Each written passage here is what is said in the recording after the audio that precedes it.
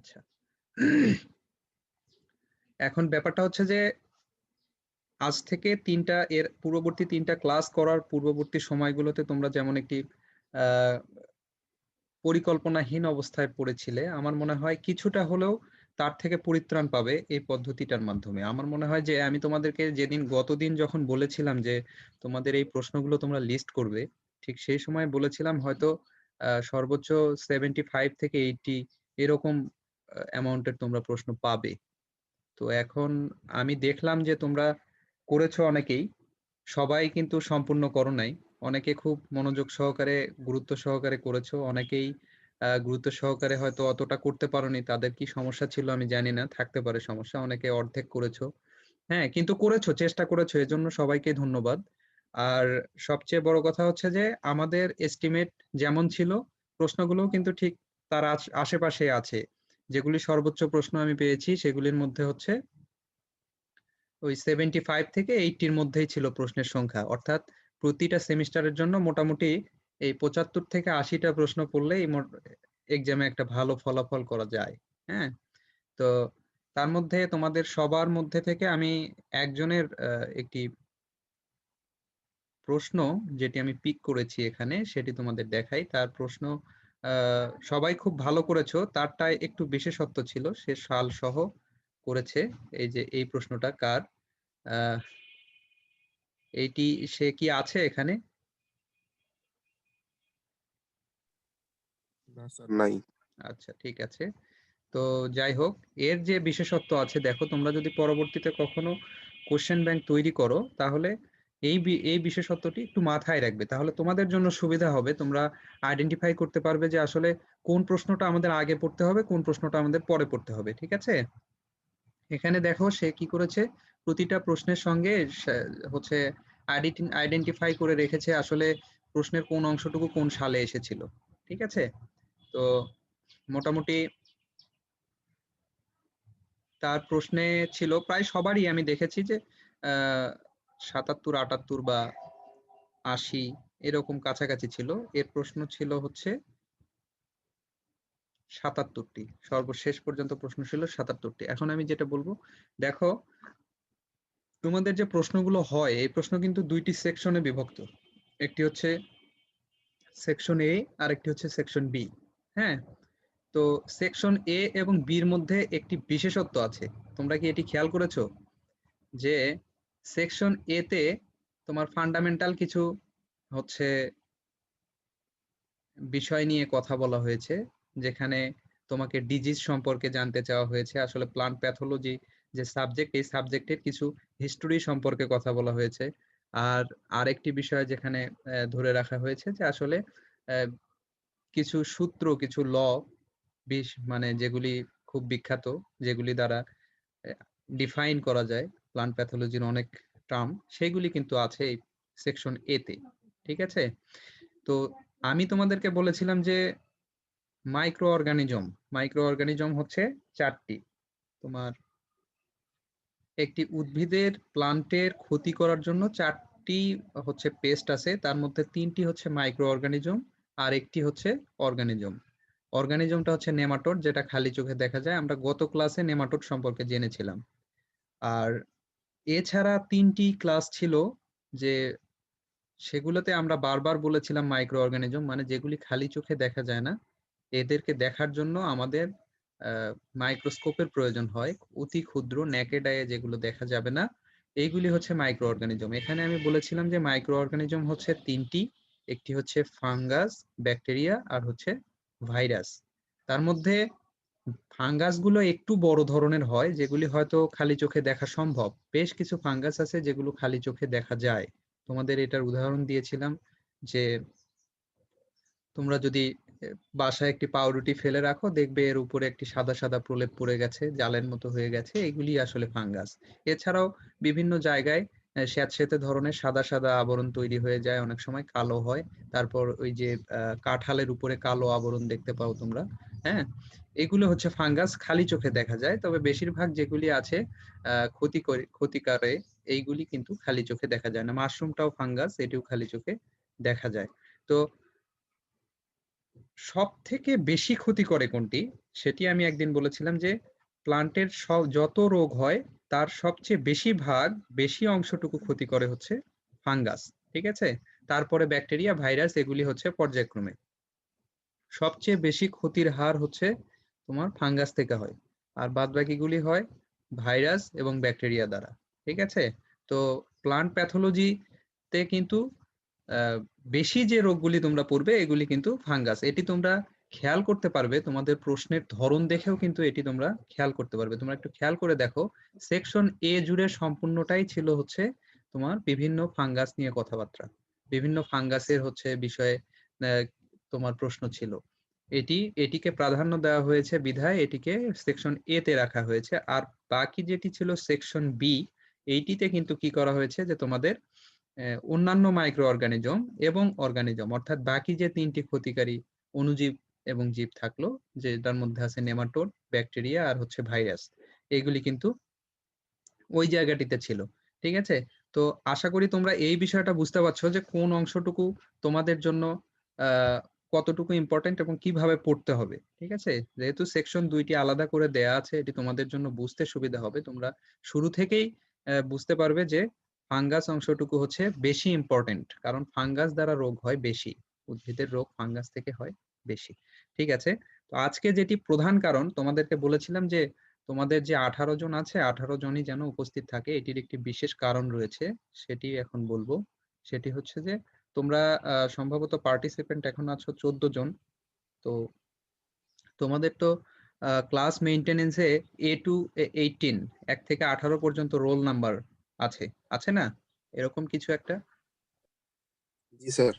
আচ্ছা, এখন সিআর তো হচ্ছে আবির। আচ্ছা, তুমি তুমি কি সবাইকে তোমার সেই পিডিএফটা দিয়েছো, সবাইকে ইমেল করেছো, এটা কি তুমি কনফার্ম?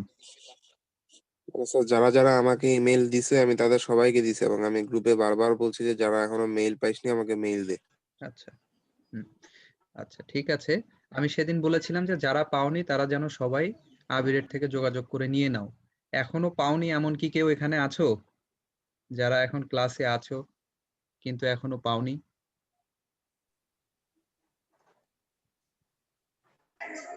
স্যার মেইল চেক করা হয় নাই, দেখি নাই এখনো। আচ্ছা, এখন ব্যাপারটা হচ্ছে কি যে তোমাদের এখন চলছে একটা সংকট মুহূর্ত। ঠিক আছে, যদি এমন হতো যে না তুমি ক্লাসে আর যাচ্ছ রেগুলার, তাহলে কিন্তু তোমাদের এই সমস্যাগুলির সমাধান হয়তো বা হয়ে যেত, এতটা পরিশ্রম করতেও হয়তো হতো না। কিন্তু এই মুহূর্তে কিন্তু তোমাদের একটু পরিশ্রম করতে হবে, কারণ এই যে দেখো তোমরা তোমরা যে পরিশ্রম করেছো তার কিন্তু ফল ভোগ করবে তোমরা। তোমরা যদি যে কোনো মুহূর্তে যদি পরীক্ষা দিতে যাও, তাহলে কিন্তু তোমরা জানো যে তোমাদের পরীক্ষার প্রশ্নগুলি আসলে কোথায় থেকে কিভাবে আসবে, এটি কিন্তু তোমরা খুব সুন্দরভাবে তৈরি করেছো। তো এই জন্য আমি মনে করি যে তোমরা যে কোনো টাস্ক, যেটা যেভাবে এটি খুব খুব আনন্দের সাথে খুব উৎসাহের সাথে তোমরা করেছো, আমি বলবো যে নেক্সট যে টাস্কটি আছে এটিও খুব উৎসাহের সাথে করবে ইনশাল্লাহ। আর পরের টাস্কটা আসলে এইটির চেয়ে সহজই হবে। আহ, যে এটি করতে যতটুকু কষ্ট হয়েছে তোমাদের, তার থেকে কম পরিশ্রম প্রয়োজন সেটিতে, তবে করতে হবে কিছু তো। আর এইটি করার পরে তোমাদের হাতে যে ফলাফলটি আসবে, আমার মনে হয় যে শুধু পড়া ছাড়া আর বাদ বাকি তোমাদের আর কিছু থাকবে না, অর্থাৎ তোমাদের পরীক্ষার জন্য সমস্ত প্রশ্ন এবং উত্তর তোমরা গুছিয়ে ফেলবে এই নেক্সট টাস্কের মাধ্যমে। তারপর যদি ক্লাস ডিলে হয় কিংবা কোনো কারণে ক্লাস না হয়, কিংবা এমন হয় যে হঠাৎ করে তোমাদের এক্সাম অ্যানাউন্স হয়ে যায়, তাহলেও কিন্তু আমার মনে হয় যে ইনশাল্লাহ তোমরা পড়ালেখা করে এক্সাম দিয়ে দিতে পারবে। ঠিক আছে, তো এখন তোমরা আছো এখানে পার্টিসিপেন্ট 15 জন। তোমাদের যে সিআর আছে আমি তাকে বলবো যে তুমি সবার নামের লিস্ট করবে, সেটি হচ্ছে সবার নামের লিস্ট হচ্ছে যে তুমি করবে যেখানে 1 থেকে 18 জন আছে। হ্যাঁ, তো এর মধ্যে যদি কারো কোনো সমস্যা থাকে, হয়তো যেমন আমি দেখেছি যে 2 জন কিন্তু প্রশ্ন গ্রুপে সাবমিট করতে পারে নাই, হয়তোবা তাদের কোনো সমস্যা থাকতে পারে। যদি এরকম কিছু হয় যে কেউ একেবারেই অপারগ এই মুহূর্তে, তাহলে হয়তোবা তোমরা তাকে বাদ দিতে পারো, কারণ এখানে প্রত্যেক জনেরই একটি আলাদা আলাদা কিন্তু দায়িত্ব আছে, এবং এই দায়িত্বগুলি পালন করার পরেই কিন্তু সমন্বিতভাবে একটি জায়গা আমরা দাঁড়াতে পারবো। ঠিক আছে, তো আমি এখন বলবো যে তোমরা আজকে দিনের মধ্যে যারা এখন ক্লাসে উপস্থিত আছো আবিরের থেকে হচ্ছে সেই স্লাইডটি তোমরা নিয়ে নিবে, সেই হচ্ছে যে তোমাদের পিডিএফটা আমি একটু দেখাই তোমাদের।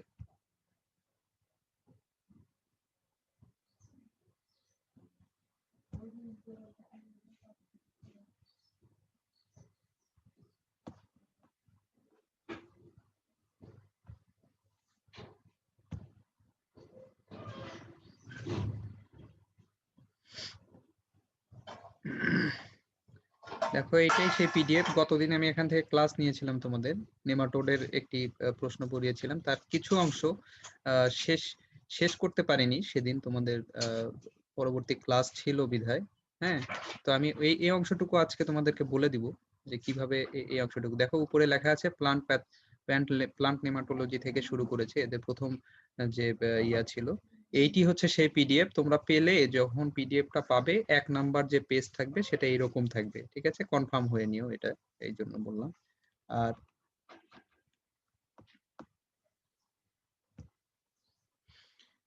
সেদিনের একটু বাকি ছিল ক্লাসে, যেটা সবকিছুই আমরা বলেছি মোটামুটি, কিন্তু শেষ অংশটুকু আসলে বায়োকেমিক্যাল তোমার যে ফেনোমেনন আছে, এটি কিভাবে তোমার প্লান্টে বায়োকেমিক্যাল ফেনোমেনন গুলো কিভাবে চেঞ্জ হয়, কিভাবে তৈরি হয় গল, এটি কিন্তু আমরা বলতে পারিনি সেদিন, ঠিক আছে? আজকে হয়তো এটি নিয়ে একটু আলোচনা করব। তো তার আগে মেইন কথাটি বলে রাখি। এখন কথা হচ্ছে যে তোমাদের যে 18 জন তোমরা আছো, এই 18 জনের টাস্কে কি করবে, এক থেকে প্রতি জনের জন্য এখান থেকে 5টি করে প্রশ্ন খুঁজে বের করতে হবে, এবং এই 5টি করে প্রশ্ন যার যার মতো খাতায় নোট করতে হবে। প্রত্যেক জনের হাতে আর থাকবে হচ্ছে 5টি করে প্রশ্ন, অর্থাৎ 5টি করে প্রশ্ন যদি থাকে তাহলে তোমরা 18 জনের সম্পূর্ণ প্রশ্নই কিন্তু শেষ করতে পারবে। সবাইকে সব প্রশ্ন করতে হবে না, প্রত্যেক জনের স্পেসিফিক ভাবে 5টি করে প্রশ্ন থাকবে, ঠিক আছে? তো স্পেসিফিক ভাবে 5টি করে প্রশ্ন। স্যার এটার হ্যাঁ বলো। এটার উপরে 5টা কোশ্চেন করতে হবে? না, আমি বলি তোমাদের সমস্ত প্রশ্নের উত্তর আছে এই পিডিএফ এর মধ্যে, যেটা তোমরা এখন দেখতে পাচ্ছ স্ক্রিনে একটা পিডিএফ দেখতে পাচ্ছ না? দেখতে পাচ্ছি পাচ্ছ? তো। আচ্ছা, জি এখন স্যার দেখতে পাচ্ছি। হ্যাঁ, এখন তোমাদের যেটা করতে হবে, যার ভাগে 1 থেকে হচ্ছে 18 পর্যন্ত তোমাদের একটা সিরিয়াল আছে, তো 1 নাম্বার রোল সে পাবে প্রথম থেকে 5টি, ঠিক আছে? প্রথম থেকে 5টি কোন প্রশ্নগুলো আমি সেটা বলে দিচ্ছি তোমাদের। প্রথম থেকে যে 5টি যার ভাগে পড়বে সে শুধুমাত্র সেই 5টি প্রশ্ন এই পিডিএফ থেকে খুঁজে বের করে খাতায় নোট করবে। জাস্ট এইটুকুই তোমাদের কাজ, শুধু খুঁজে বের করবা, এবং যেরকম হুবহু এখানে আছে এই রকম হুবহু তোমরা হচ্ছে খাতায় লিখে রাখবা। যদি কোনো অংশ খুঁজে না পাও বা বুঝতে না পারো, সেই অংশ বাদ দিতে পারো, সেই অংশ নিয়ে আমি পরবর্তীতে তোমাদের সেই সমস্যাটির সমাধান করার চেষ্টা করব, বা আমি নিজে থেকে হয়তো সেই প্রশ্নগুলো দেওয়ার চেষ্টা করব। কিন্তু আমি তোমাদের পিডিএফ এ দেখেছি সবগুলি প্রশ্নেরই উত্তর এখানে আছে। তো প্রতিজনের টাস্ক হচ্ছে মাত্র 5টি করে প্রশ্ন খুঁজে বের করা এবং খাতায় নোট করা। তোমরা কি বুঝতে পেরেছো আমি কি বলেছি? বুঝতে পারছি। আচ্ছা, তো এইটা আমরা এইটুকু অংশ শুধু শেষ করে নিই। এখন আমাদের হাতে সময় আছে এখনো 11 মিনিটের মতো, বা পরবর্তীতে যদি প্রয়োজন হয় আমরা আরো 10 মিনিট নিয়ে নেব। তো এই অংশটুকু আমি সেদিন পড়ানোর সময়ের স্বল্পতার কারণে আমি তোমাদের বুঝিয়ে দিতে পারিনি। আজকে দেখো,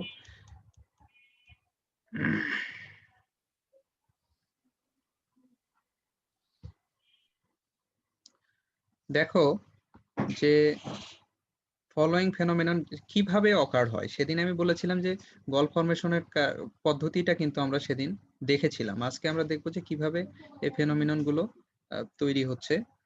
তো দেখো, আমি তোমাদেরকে বলেছিলাম যে প্রোটিন মলিকুল, তোমাদেরকে প্রথমেই কিন্তু আমি একটা কথা বলেছিলাম যে অ্যামাইনো অ্যাসিড দিয়ে কিন্তু হচ্ছে যে তোমার অ্যামাইনো গ্রুপ থেকে অ্যামাইনো অ্যাসিড হয়। অ্যামাইনো অ্যাসিড গুলো অনেকগুলো অ্যামাইনো অ্যাসিড চেইন আকারে কি তৈরি করে, প্রোটিন তৈরি করে। আর এই প্রোটিন গুলোই যে কোনো প্রাণীর হচ্ছে শরীরে স্ট্রেংথ দেয়। হ্যাঁ, তো যে কোনো প্রাণী, সেটি তোমার প্রাণী এবং উদ্ভিদ, আসলে জীব বলা যায়, শুধু প্রাণী বললে ভুল, সবার কিন্তু ক্ষেত্রে এটি একটা স্ট্রেংথ দেয়, ঠিক আছে? তো এখানে দেখো প্রথমেই কি করে, এই যে বায়োকেমিক্যাল অর্থাৎ জৈব রাসায়নিক, আমাদের শরীরটা, যে কোনো উদ্ভিদ এবং প্রাণীর শরীরটা হচ্ছে জৈব রাসায়নিক একটি প্রক্রিয়া, ঠিক আছে? মানে আমাদের শরীরটাই কিন্তু একটি রসায়ন, আমাদের শরীরের ভিতরে কিন্তু কেমিক্যাল রিয়াকশন সব সময় হচ্ছে এবং পুরো শরীরটাই কিন্তু একটি কেমিক্যাল ফর্মুলেশন। তো এখানে দেখো প্রথমটা যেটি হয় সেটি হচ্ছে যে ডিজেনারেশন অফ প্রোটিন মলিকুল। তাহলে প্রোটিন মলিকুল যেটি দিয়ে তুমি স্ট্রেংথ পাচ্ছ, তোমার শরীরের যে মাসল আছে, তোমার শরীরের যে শক্তি প্রদানকারী অংশগুলি আছে সেগুলি কিন্তু প্রোটিন দিয়ে তৈরি। সেই স্কেলেটনের পরেই অর্থাৎ হাড়ের পরেই তুমি যে শক্তি প্রদানকারী যে অংশ সেটি হচ্ছে প্রোটিন। তোমার শরীরকে খুব সুন্দর একটি শেপ দিয়ে রেখেছে, সেটি কিন্তু প্রোটিন, সেটি কিন্তু ফ্যাট নয়। তোমাকে যেটি হচ্ছে যে সঞ্চালিত করে, শক্তি সঞ্চালিত করে, প্রোটিন অংশ। তো উদ্ভিদের ক্ষেত্রে একই অবস্থা, স্ট্রেংথ দানকারী যে মলিকুল থাকে সেটি হচ্ছে প্রোটিন। এই প্রোটিনটাকে প্রথমে ডিজেনারেশন করা হয়। একইভাবে যেভাবে আমি শুরুতে বলেছিলাম যে অনেকগুলি অ্যামাইনো গ্রুপ বা একটি অ্যামাইনো গ্রুপ দিয়ে কি তৈরি হয়, একটি অ্যামাইনো অ্যাসিড, সেই অ্যামাইনো অ্যাসিড থেকে অনেকগুলি অ্যামাইনো অ্যাসিড চেইন আকারে যুক্ত হয়ে প্রোটিন তৈরি করে। তাহলে যদি ডিজেনারেশন হয় তাহলে প্রথমে প্রোটিন থেকে অ্যামাইনো গ্রুপগুলো বিচ্ছিন্ন হবে, তারপর যদি আরো ডিজেনারেট হয় তাহলে তোমার সেই অ্যামাইনো গ্রুপগুলো, অ্যামাইনো অ্যাসিড গুলো থেকে আবার অ্যামাইনো গ্রুপ বিচ্ছিন্ন হবে। মানে প্রোটিন থেকে অ্যামাইনো অ্যাসিড থেকে তোমার হচ্ছে অ্যামাইনো গ্রুপ, আর তারপর যার যার মতো ডিজেনারেট হয়ে চলে যাবে। তারপরের অংশ দেখো যে ক্লিভেজ অফ প্রোটিন বন্ড। এই যে দেখো প্রথম কথা যেটি বললাম, ক্লিভেজ। ডিজেনারেশনের প্রথমেই কি হবে, ক্লিভেজ তৈরি হবে, একটি খাঁজ তৈরি হবে। ওদের যে একটি সুন্দর একটি অবয়ব আছে, যে একটি গঠন আছে এই বন্ডগুলোর মধ্যে, এই একটি লম্বা একটি বন্ডের মধ্যে কি হবে, একসঙ্গে বন্ধন যুক্ত অবস্থায় যদি যারা আছে তাদের মাঝে একটা খাঁজ তৈরি হবে, একটি ফাটল তৈরি হবে, ক্লিভেজ তৈরি হবে। তারপর ধীরে ধীরে সেটি কিন্তু দুই দিকে সরে যাবে। তারপরে দেখো development of single peptide form the peptide change. এখন দেখো ওই যে বললাম যে কথাটি আমি একটু আগে শুরুতেই বলেছি, পেপটাইড চেইন। পেপটাইড চেইন, দেখো এখানে চেঞ্জ লেখাটা কিন্তু ভুল, এই পাশে লেখা আছে চেইন। এখানে বলছে যে এই যে পেপটাইড চেইন, তার মানে অনেকগুলি যে অ্যামাইনো অ্যাসিড যুক্ত হয়ে বা আরো কিছু কেমিক্যাল যুক্ত হয়ে তোমার যে মৌল বা যৌগ যুক্ত হয়ে তোমার প্রোটিনটি তৈরি হয়েছে, এর এক একটি ফর্ম, এগুলো কিন্তু চেইন আকারে থাকে, একটির সঙ্গে আরেকটি চেইন। যেমন তোমরা সিকল দেখেছো, একটি সিকলের সঙ্গে আরেকটি সিকল যুক্ত থাকে, এইরকম চেইন আকারে তোমার হচ্ছে এই গ্রুপগুলো থাকে, ঠিক আছে, পেপটাইড চেইন। তো এখন এই প্রত্যেকটা চেইনকে বলা হয় হচ্ছে একটা নির্দিষ্ট যে অনেক বড় সিকলের এক একটা অংশকে বলা হয় পেপটাইড চেইন। এখন এই পেপটাইড চেইন থেকে তোমার একটি পেপটাইড অংশ কি হয়, ধীরে ধীরে আলাদা হয়ে যায়, অর্থাৎ চেইন থেকে একটা একটা করে তোমার এই গোল অংশটি হচ্ছে কি হয়, খুলে খুলে আসে। এটি হচ্ছে যে কি প্রথমে প্রোটিন ডিজেনারেশনের প্রথম অংশতেই কি হয়, একটি ফাটল তৈরি হয়। ফাটল তৈরি হওয়ার পর ধীরে ধীরে কি হয়, যে এই চেইনগুলো পেপটাইড চেইন থেকে একটা একটা করে পেপটাইড বন্ড, সিঙ্গেল পেপটাইড ধীরে ধীরে সেখান থেকে খুলে খুলে পড়ে যায়। তারপরে দেখো সেগ্রেগেশন অফ এসেনশিয়াল অ্যামাইনো অ্যাসিডস।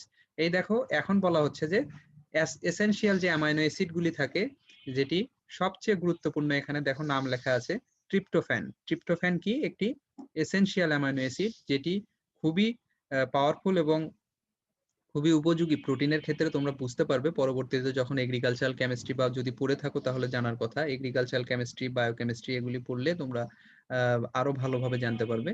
তো এইটি হচ্ছে যে কি হবে, সেগ্রেগেশন হবে, ওখান থেকে আলাদা হয়ে যাবে, পৃথক হয়ে যাবে। আমি যেটা বললাম যে ফরমেশনে শুরুতেই তোমাদেরকে যেটি বলেছি যে অ্যামাইনো অ্যাসিড ধীরে ধীরে কি হয়, আলাদা হয়ে যায়। এখন তারপরে দেখো এই যে আলাদা হওয়ার কারণে, ট্রিপ্টোফ্যান আলাদা হওয়ার কারণে সেখানে সে একটা ট্রিগারের মতো কাজ করে, একটা সুইচের মতো কাজ করে। যেমন হচ্ছে আমরা যদি বাল্ব জ্বালাই তাহলে কি করব, আমাদের হচ্ছে সুইচে যদি আমরা অন করে দিই তাহলে কিন্তু সেখানে আলো জ্বলবে। ঠিক এইরকম ট্রিপ্টোফ্যান আলাদা হওয়ার পরেই একটা সুইচের মতো কাজ করে, সে সেখানে কি করে, আইএএ একটি কেমিক্যাল, বায়োকেমিক্যাল হচ্ছে তোমার প্রোডাক্ট, সেটিকে হচ্ছে যে অ্যাক্টিভ করে দেয়। আচ্ছা, তাহলে এখন আমরা বলি যে আইএএ কি।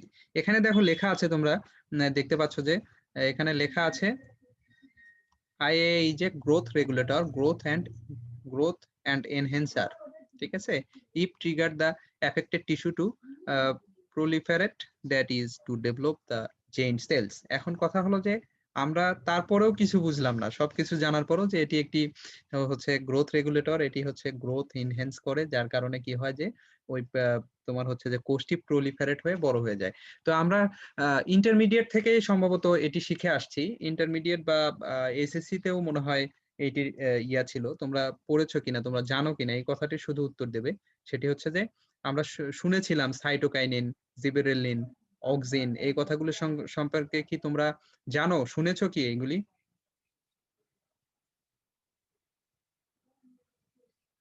তোমরা কি শুনতে পাচ্ছ আমার কথা? জি স্যার, শুনেছি। আচ্ছা, শুনেছো, হ্যাঁ, ধন্যবাদ। এখানে যেটি দেখছো IA ফর্ম, এটি হচ্ছে মূলত অক্সিন। তো আমরা জানি যে অক্সিনের কাজ হচ্ছে যে কি করে, অক্সিন হচ্ছে যে তোমার গাছের বৃদ্ধি সাধন করে, তোমার হচ্ছে সামনের দিকে, এটা হলো শীর্ষের দিকে বৃদ্ধি করে, অর্থাৎ ছোট ছোট যে কোষগুলি আছে, দেখবা যে শীর্ষের দিকে যে কোষগুলি থাকে, মাথার দিকে যে কোষগুলি থাকে, এগুলো প্রথমে ছোট অবস্থায় থাকে, এগুলোকে খুব ত্বরান্বিত ভাবে বাড়িয়ে দেয়। তুমি খেয়াল করবে ছোট গাছ কিন্তু খুব দ্রুত লম্বা হয়, ছোট গাছগুলি খুব দ্রুত লম্বা হয়ে যায়, কিন্তু বড় হয়ে যাওয়ার পর কিন্তু আর লম্বা হয় না। তার মানে যে একটি পর্যায় পর্যন্ত হয়েছে তারপর আর লম্বা হয় না। তার মানে এই যে ছোট থেকে খুব দ্রুত বাড়িয়ে দিল, এই অংশটি হচ্ছে, এই অংশে কাজ করেছে কি আমাদের IA বা হচ্ছে অক্সিন। তো তারপরে গিয়ে এটির কাজ হচ্ছে শেষ হয়ে গিয়েছে। তো এখন এমত অবস্থায় তোমাদের এখানে দেখো হঠাৎ করে একটি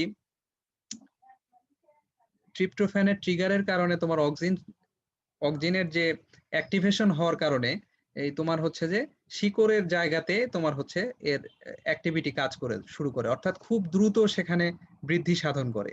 ফলে কি হয়, একটি ছোট কোষ এর চেয়ে প্রায় 10 গুণ কিংবা 100 গুণ কিংবা 20 গুণ 50 গুণ 30 গুণ এইভাবে বড় হয়ে যায়, হঠাৎ করে বড় হয়ে যায়। তাহলে এটার অ্যাক্টিভিটির কারণ হচ্ছে কিসের কারণ, যে এই যে তোমার অক্সিনের বা IA এর যে প্রভাব, এটির প্রভাবে কিন্তু এটি হয়। ঠিক আছে, অর্থাৎ তাহলে দেখো খুব সুন্দর একটি চক্র, প্রথমে প্রোটিন ডিজেনারেট হয়ে যাচ্ছে, এখান থেকে প্রোটিনের যে বন্ডগুলো ধীরে ধীরে ভেঙে যায়, ভেঙে যাওয়ার পর পেপটাইড চেইন থেকে, পলিপেপটাইড চেইন থেকে কি হয়, একটি একটি করে সিঙ্গেল পেপটাইড খুলে আসে, খুলে আসার পর সেই সিঙ্গেল পেপটাইড থেকে হচ্ছে এসেনশিয়াল অ্যামাইনো অ্যাসিড কি সেগ্রিগেশন হয়ে যায়, পৃথক হয়ে যায়, যেটি পৃথক হওয়ার পরপরই কি করে অক্সিনকে অ্যাক্টিভ করে দেয়।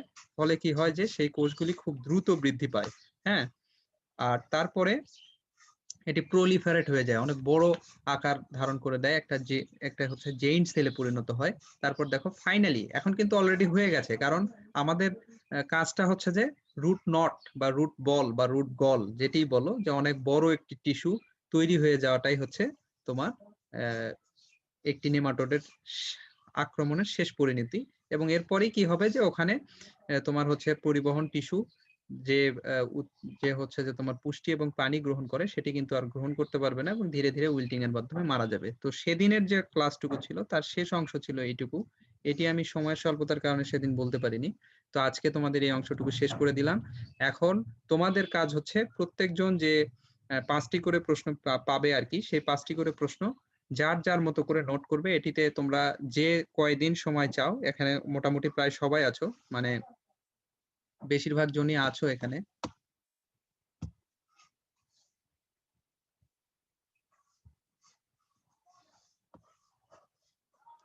বা অনেকে হয়তো নেটওয়ার্কের কারণে বের হয়ে গেছো, অনেকে ছিলে এখানে, 16 জনের মতো আমি দেখেছিলাম, তো এখন দেখছি 12 জন। যাই হোক, যারা আছো তারা বাকিদের জানিয়ে দেবে।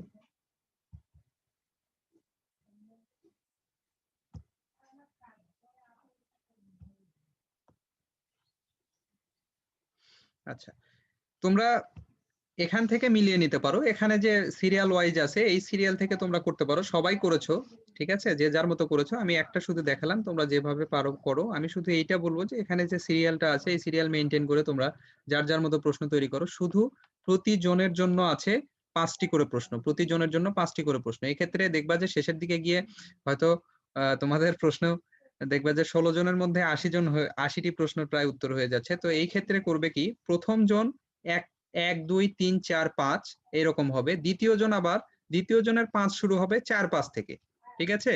প্রথম জনের 5 শুরু হবে 1 2 3 4 5, আর দ্বিতীয় জনের যে 5টি শুরু হবে সেটি 6 থেকে শুরু না হয়ে 4 থেকে শুরু হবে। অর্থাৎ এইভাবে প্রতিজন পূর্ববর্তী জনের 2টি থেকে পরবর্তী 5টি করবে, পরবর্তী 3টি মিলে 5টি করবে। তোমরা কি কথাটা বুঝতে পেরেছো? কনসেপ্টটা কি ক্লিয়ার হয়েছে? জি স্যার, এবার বুঝছি। হ্যাঁ, বিষয়টা হচ্ছে এরকম। তাহলে এইটি করার স্যার কারণ, তাহলে হচ্ছে এ সেকশন আর বি সেকশন মিলে করতে হবে না, মানে এই সিরিয়াল অনুযায়ী করলে হয়ে সিরিয়াল যাবে? ওয়াইজ, হ্যাঁ, সিরিয়াল ওয়াইজ প্রশ্ন করে গেলেই যথেষ্ট। কারণ হচ্ছে তোমার যে সেকশনেই আসুক, তুমি যদি প্রশ্নটি পড়ে রাখো তাহলে কিন্তু তোমাদের উত্তর দিতে আর কোনো সমস্যা হবে না, কারণ এমনটা তো নয় যে তোমরা এ সেকশন করলে বি সেকশনে আর উত্তর দিতে হবে না, তোমাদেরকে কিন্তু দুই জায়গাতেই উত্তর দিতে হবে। ঠিক আছে, অর্থাৎ তোমাদের ইউনিভার্সিটি যে পদ্ধতিটি করেছে, অনেক ইউনিভার্সিটিতে এই পদ্ধতিটি নেই। ঠিক আছে, কেন করেছে এটি? এই পদ্ধতিটি নেই কারণ হচ্ছে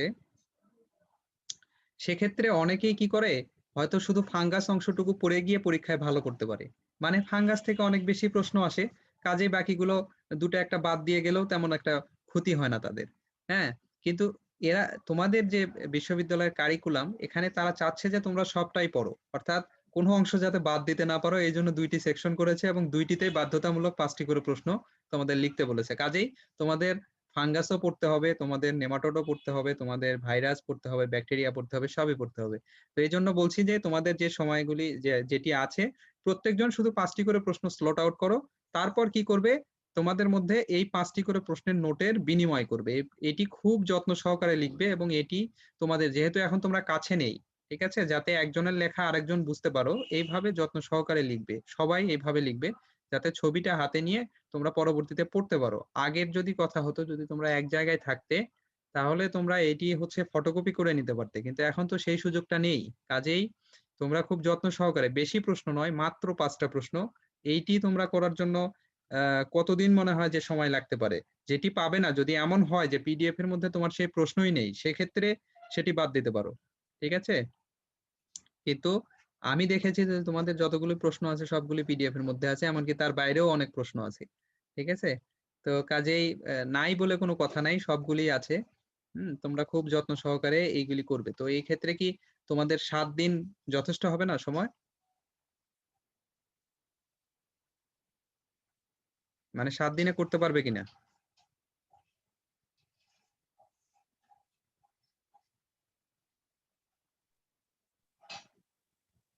জি স্যার, 7 দিন দেন। ঠিক আছে, তো আজকে হচ্ছে তোমাদের 1 তারিখ, তাহলে তোমরা 7 দিন মানে হচ্ছে 8 তারিখে এগুলি আবার গ্রুপে সাবমিট করবে সবাই। ঠিক আছে, ঠিক আছে স্যার। আচ্ছা, আর তোমাদের যে প্রশ্নের বন্টনটি, এটি প্রশ্নের বন্টন কার কয়টি করে হচ্ছে, 1 স্যার থেকে সিরিয়াল, হ্যাঁ বলো। স্যার 10 দিন দিয়েন স্যার, 10 দিন। 10 দিন, আচ্ছা ঠিক আছে, 10 দিন দিলাম, তোমরা 10 দিন নাও। হ্যাঁ, আর আবির, তোমার দায়িত্ব হচ্ছে যে আজকে তুমি 1 থেকে 18 পর্যন্ত শুধু এই প্রশ্ন থেকে, এখানে যে সিরিয়ালটি আছে, এটি সম্ভবত তোমাদের ফেসবুকে কি যেন নাম ছিল আমি ভুলে গেছি, ওখান থেকে পিক আপ করেছি শুধু যে তোমাদের দেখানোর জন্য যে একটি পিক আপ করেছি, একটি দিলে, তোমরা তো সবাই করেছো আসলে, তুমি এই প্রশ্নের সিরিয়ালটা মেইনটেইন করো। হ্যাঁ, এখান থেকে তুমি 18 জনকে দিবে, অর্থাৎ প্রথম যে তোমাদের 1 রোল, সে পাবে 1 থেকে 5টি, যার রোল 2 সে থাকবে, সে আবার হচ্ছে যে তোমার এই 4 থেকে শুরু হবে, 4 5 6 7 8, তারপর 3 যে সে শুরু হবে কোথায় থেকে, তোমার 7 থেকে, 7 8 9 10 11, এইভাবে তুমি একটি সিরিয়াল একটি খাতায় লিখে যার যার কয়টি কয়টি কোন কোন প্রশ্ন হচ্ছে এগুলি লিখে তুমি গ্রুপে একটি পোস্ট দাও, তাহলে সবাই তাদের নাম অনুপাতে, তাদের আইডি অনুপাতে যে যে প্রশ্ন পেয়েছে সে সে প্রশ্ন বের করে নিবে। তুমি কি বুঝেছো আবির? স্যার বুঝতে পারছি। আচ্ছা ঠিক আছে, এটি তুমি অল্পক্ষণের মধ্যে, ক্লাস শেষ হওয়ার অল্পক্ষণের মধ্যেই তোমরা তুমি এটি করে হচ্ছে যে তুমি তোমার ক্লাসে তোমার গ্রুপে পোস্ট দিয়ে দাও, আমিও দেখবনি কেমন দিয়েছো। আর যে যারা এখানে আছো তারা তো বুঝেইছো কনসেপ্টটা কি, এছাড়াও হয়তো এখানে আমার রেকর্ডিং আছে, রেকর্ডিংটা তোমাদের প্রয়োজন কিনা আমি বুঝলাম না, আজকে তো আসলে তেমন কোনো ক্লাস নাই, এই রেকর্ডিংটা তোমাদের কাজে লাগবে কিনা তাও জানি না। তো তারপরও রেকর্ড করা আছে, যদি প্রয়োজন বোধ করো সেক্ষেত্রে আমি গ্রুপে হয়তো দিয়ে দিতে পারবো, যদি লাগে আমাকে বলো। স্যার আচ্ছা একজন স্যার বলছিল, দিয়ে দিয়েন, স্যার কেননা লাগবে অনেকে স্যার। তো ডিসকানেক্ট হয়ে গেছে, তারা তো মানে ক্লাসটা করতে পারলো না। আচ্ছা আচ্ছা, আচ্ছা ঠিক আছে, আমি এটি তোমার কনভার্ট করে আমি এটি দিয়ে দিব, কনভার্ট হতে একটু সময় লাগে, সাথে সাথে হবে না। তো আচ্ছা ঠিক আছে, আর একটি বিষয় হলো যে মোটামুটি তোমাদের হাতে সময়, আমার হাতেও নাই, হয়তো আর অল্পক্ষণের মধ্যে শেষ হয়ে যাবে, এখন বাজে হচ্ছে 35। তো আমি যেটা বলছি যে আজকে যে কথাগুলো আমরা আলোচনা করলাম, এটি কি তোমাদের সবার তো কনসেপ্টটা ক্লিয়ার আছে? কারো তো কোনো বুঝতে কোনো সমস্যা নেই, আছে কি? না স্যার। আচ্ছা, তোমরা বিগত সালে পরীক্ষা দিয়ে এসেছো, তো এর আগেও তোমরা হচ্ছে 3টা সেমিস্টার পার করে এসেছো, তো তো তোমরা যখন পরীক্ষা দিতে সেক্ষেত্রে কি এই পদ্ধতিটাই তো মনে হয় তোমরা অবলম্বন করতে পরীক্ষার আগে কিভাবে পড়বে? জি স্যার, প্রত্যেক সেমিস্টারে এইভাবেই পরীক্ষা হয় আমাদের। হ্যাঁ, এভাবেই তোমরা পরীক্ষাটি দাও। তো এখন ব্যাপারটা হচ্ছে যে তোমরা যেটি করো এই পদ্ধতিটাই একটু আগে থেকে করছো, এটি কি তোমরা এর আগে করে রেখেছিলে, বা যেটা আমি করতে বলেছিলাম, নাকি এই সময়ে করলে? স্যার এভাবে করা হয় নাই, কিন্তু আমরা নিজেরা যতটুকু পারছি বিগত সালের প্রশ্নগুলো সলভ করে আনসার করার চেষ্টা করছি, আচ্ছা, হ্যাঁ, কিন্তু এভাবে করা হয়নি। আচ্ছা, এইটাকে বলা হয় গ্রুপ ওয়ার্ক। ঠিক আছে, তুমি একা একটা কাজ যখন করতে যাবে তখন কিন্তু খুব কষ্ট হবে, কঠিন হবে এবং অনেকটাই হচ্ছে জি তোমার স্যার। সম্পূর্ণ হবে না। কিন্তু দেখো, একটা গ্রুপ ওয়ার্কের মাধ্যমে করার ফলে আমরা যদি আমাদের 18 জন যারা আছে 18 জনের চিন্তাকে যদি একখানে নিয়ে আসি, কিছু কিছু নতুন ইনভেনশন হবে, সহজ হবে, এবং কাজ কিন্তু ভাগাভাগি করার মাধ্যমে সবাই কিন্তু একটি ভালো জায়গায় পৌঁছতে পারবো। এই গ্রুপ ওয়ার্কটা কিন্তু আমার মনে হয় তোমরা বুঝতে পেরেছো। এটি শুধু প্লান্ট প্যাথোলজি ক্লাসের জন্য নয়, বা আমি কখনো ক্লাস যদি না নিই, তোমরা তোমাদের জীবনে বা এই তোমাদের যে এডুকেশন লাইফে প্রত্যেকটা সাবজেক্টে এবং প্রত্যেকটা জায়গায় তোমাদের নিজস্ব গ্রুপে এই প্র্যাকটিসটা করবে আমি আশা রাখবো। ঠিক আছে, এতে তোমাদের জন্য সুবিধা হবে। গ্রুপ ওয়ার্কটা আশা করি তোমরা বুঝেছো। হ্যাঁ। জি স্যার। হুম। আচ্ছা, ঠিক আছে। তো মোটামুটি সব তো কমপ্লিট।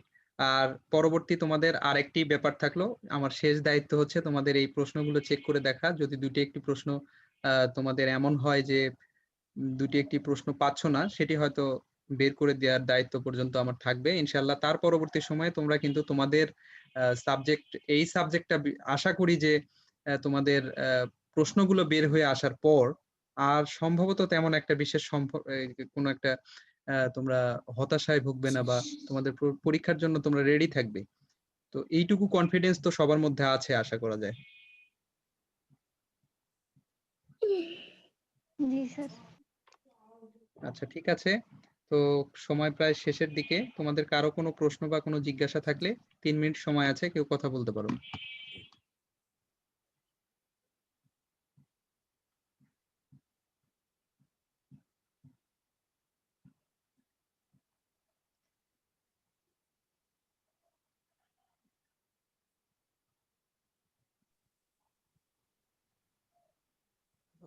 হ্যালো হ্যাঁ, বলো, শুনতে পাচ্ছি। স্যার, আমরা যে পড়তেছি স্যার, আমরা কি এইভাবে মানে এই সেমিস্টারে যে পড়াগুলো আছে সেগুলো এইভাবে কোশ্চেন ওয়াইজ পড়ে যাব, না এটার উপর আলাদা কোনো লেকচার হবে আর কি? যেমন মানে টপিক অনুযায়ী লেকচার, আবার কোশ্চেন অনুযায়ী লেকচার, যাই বলি না কেন। আচ্ছা, মানে এই এই প্রশ্নগুলোর আবার ক্লাস হবে কিনা, যেগুলি তোমরা জি স্লট আউট করবে, এইটি তো তোমার প্রশ্ন। জি এইটি আসলে নির্ভর করবে, দেখো, এটি তোমাদের কলেজ কর্তৃপক্ষের উপর নির্ভর করবে। আমি যেটা করছি সেটি হচ্ছে তোমরা যাতে আহ, তোমাদের জন্য যেন প্রশ্নগুলো সিলেকশন করতে কোনো সমস্যা না হয়। ঠিক আছে, আমাকে 2টি ক্লাস নিতে বলা হয়েছিল, আমি 2টি নিয়েছি। তারপরে তৃতীয় ক্লাসটি নিয়েছি হচ্ছে আমার স্লাইড রেডি করা ছিল, যেটি তোমাদের আমি করাতে পারিনি 2টি ক্লাসে, সেটির জন্য। আর তৃতীয় ক্লাসটি নিচ্ছি তোমরা যাতে তোমরা একদিনের জন্য আসো, দুদিনের জন্য আসো, তোমরা কিন্তু আমার স্টুডেন্ট, তোমাদের প্রতি আমার একটা দায়িত্ব থাকে, যে দায়িত্বটা আমি আমার পূরণ করছি। আর আমি প্রায় আমার দায়িত্বের শেষ পর্যায়ে। তো যদি তোমাদের কলেজ অথরিটি চায় যে এই ক্লাসগুলি প্রত্যেকটি ক্লাস ধরে ধরে তোমাদের করানো হবে, সেক্ষেত্রে অবশ্যই হবে, হবে না কেন? সেক্ষেত্রে আমি থাকি বা যে কেউ থাকুক, তোমাদের ক্লাস অবশ্যই করাবে, এটি কলেজের দায়িত্ব। ক্লাস তো হবেই, কিন্তু সময় হয়তো বা দেরি থাকতে পারে। কিন্তু এখন যেটি তোমরা করলে, তোমরা দেখো অনেক আগেই তোমাদের হাতে প্রশ্ন, তুমি খেয়াল করে দেখবে, তোমরা এখন খোঁজ নিয়ে দেখবে যে তোমরা ইউনিভার্সিটিতেও কিন্তু এইভাবে ক্লাস যে হয় এরকম নয়। ঠিক আছে, আমরা তো ইউনিভার্সিটিতে দেখেছি এভাবে তো ক্লাস হয় না। ঠিক আছে, সমস্যা থাকে, স্টুডেন্টের সমস্যা থাকে। তোমাদেরকে আজকে আমি যে কাজটি করেছি, আমি আমার ব্যক্তিগত জীবনে যখন পড়ালেখা করেছি এই সমস্যাগুলি আমি ভোগ করেছি। তো এই জন্য আমি আমি চাচ্ছি যে তোমরা যাতে একই সমস্যা পুনরাবৃত্তি না হয়। ঠিক আছে, ক্লাসটি আসলে অনেক সময় ডিলে হয়ে যায়, অনেক সময় দেখা যায় প্রশ্ন চলে পরীক্ষা একদম তোমার হচ্ছে নক টু দা ডোর, একদম আগামীকাল পরীক্ষা, অথচ কোনো কোর্স কমপ্লিট হয়নি, এমনও আছে। কোনো শিক্ষক হয়তো ক্লাসই নেন নাই, তাহলে কি স্টুডেন্ট পরীক্ষা দেবে না? তার জন্য কি ছাড় দেওয়া হবে? হবে না। তো এই জন্য তোমরা রেডি হবে কিভাবে? গ্রুপ ওয়ার্কের মাধ্যমে সবাই মিলে। তো এটি তোমরা করবে। হ্যাঁ, আর সময় আসলে নেই, এখন 1 মিনিট সময় শেষ হয়ে যাবে। ঠিক আছে, তো যেভাবে বললাম তোমরা সেভাবে কাজগুলি করো, ইনশাল্লাহ তোমরা সফল হবে। আর ক্লাস যদি আহ কলেজ অথরিটি রাখে অবশ্যই হবে, তোমাদের ক্লাস হবে, তোমরা শুধু স্লোট আউট করে রাখো, ক্লাস হবে, হয়তো দেরি হবে কিন্তু ক্লাস হবে। এই আচ্ছা, তো সমস্যা আমার। তোমরা কি আর কিছুক্ষণ কথা বলতে চাও? তোমাদের কি শিডিউল করে দিব আরেকটা?